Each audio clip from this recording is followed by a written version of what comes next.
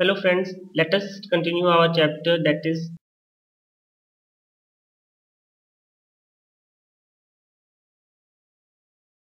the minerals and the energy resources, chapter of class 10th geography. In the last part we done the examples of ferrous and non-ferrous minerals, metallic minerals. So now let us come to the non-metallic minerals. In non-metallic minerals, the first example we will take mica. As I said you that in each example, first of all we have to take the importance of that mineral. Here the importance of mica is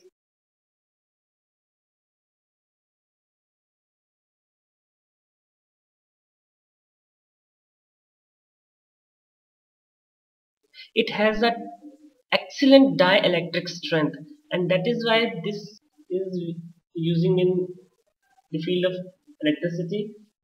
A very low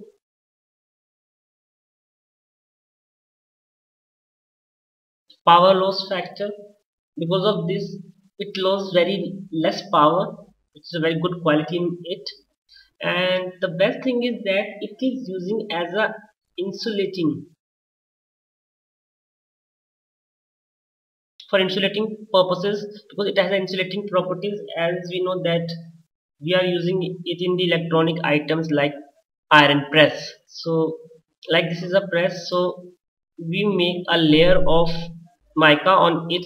As we then that it has excellent dielectric strength, so because of it play a role of insulating, and which is very good. Mica is one of the most indispensable minerals used in the field of this electric and electronic industries. Now obviously next one is the distribution.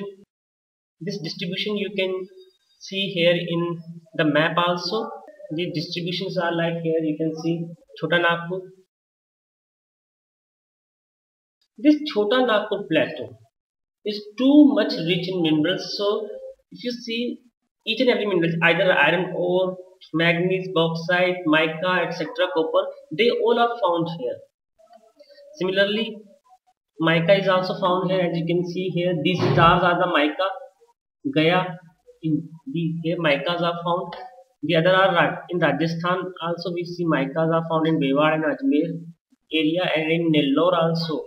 Nellore of the Andhra Pradesh, mica is found.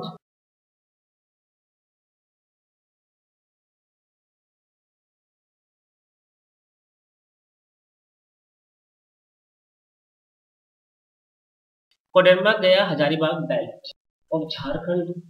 It is the leading producer of mica. So this is how we see. Plus other are the places which we discuss in this map also. Here mica is found. This is the distribution area of mica. Now let's come to the next mineral. Here we take an example of the rock minerals which is given in our book, and that one is the limestone. So let's come to the limestone. Obviously first of all we have to do the importance of limestone. In importance, it is a basic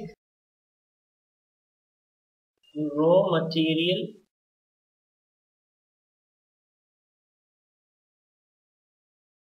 used in cement industries, and also it is used in the iron and ore industry or iron steel industries, where when we smelt iron ore, at that time we use limestone also with manganese, and it is found in the rocks composed of the rocks which are composed of calcium carbonate or calcium and magnesium carbonates, where we found these limestone.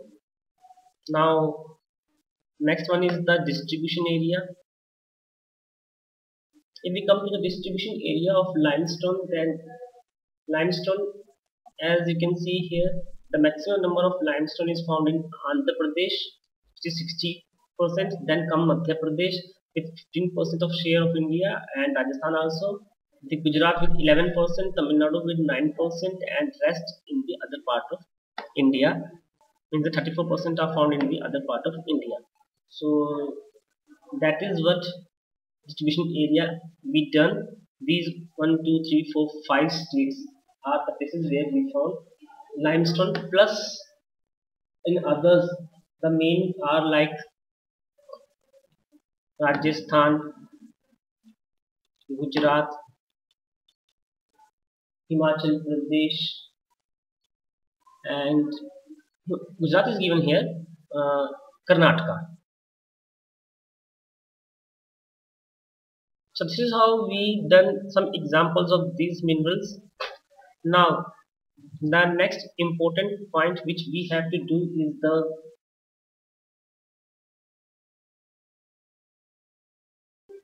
the conservation of minerals. Actually, we done this conservation of minerals. Conservation point we are doing, or in other word, if we take our book, then in each topic, at last we have to do the conservation of that thing, of that resources. So here in minerals, let us do the conservation of minerals.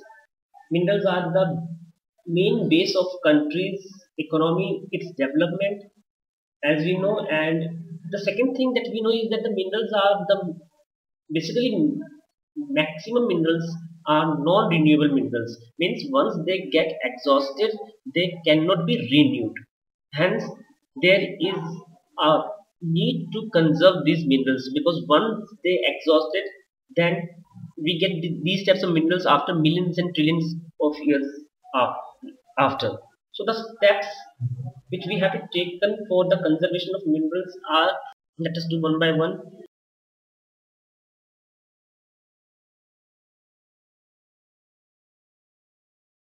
Sustainable use of minerals. Sustainable use of minerals means we have to use minerals in such a manner that, 3 points comes here, means we have to use the minerals but without harming the environment. And the second and the most important thing is that we have to keep these minerals for our future generation also, because they also need these minerals, so we have to left it for future generation also.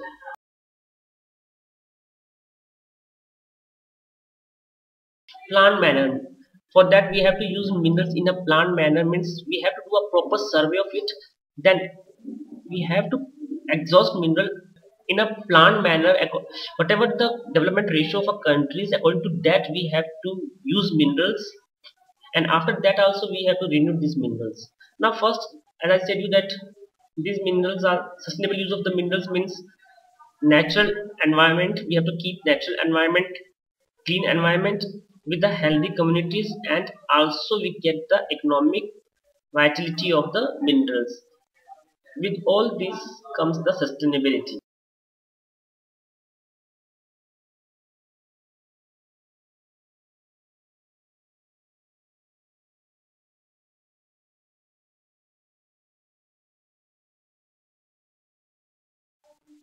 Wastage should be minimized in the process of mining and processing also, but we see that we waste a lot of minerals.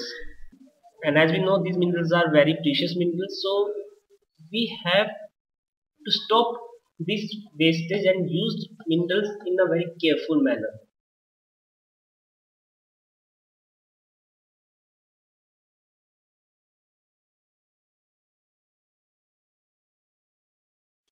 The export of minerals should be minimized.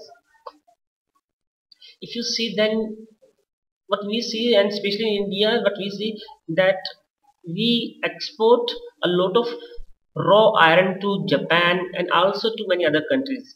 Instead of that, we have to take out minerals in only in such amount that what our country's development need. The ratio should be according to that. And instead of export raw minerals to other countries, we keep these minerals and use these minerals in future.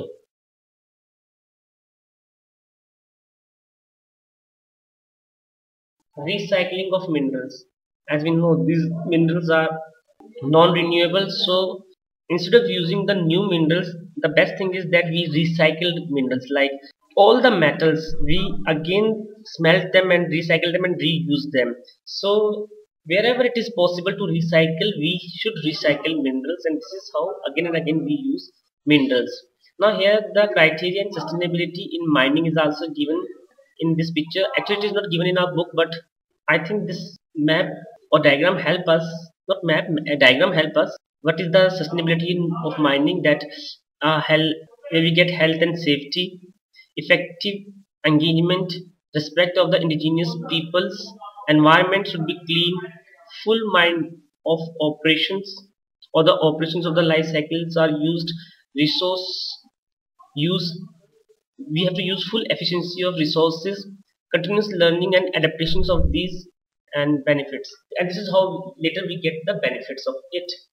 So students, this is how we done only the half part of the chapter, which is minerals. Now in our next part we will do energy part. That's all in this part. Any kind of doubts, comments and problems, you can consult me or send your comment to me or visit my blog also, which is bipindogra.blogspot.in. Thank you student.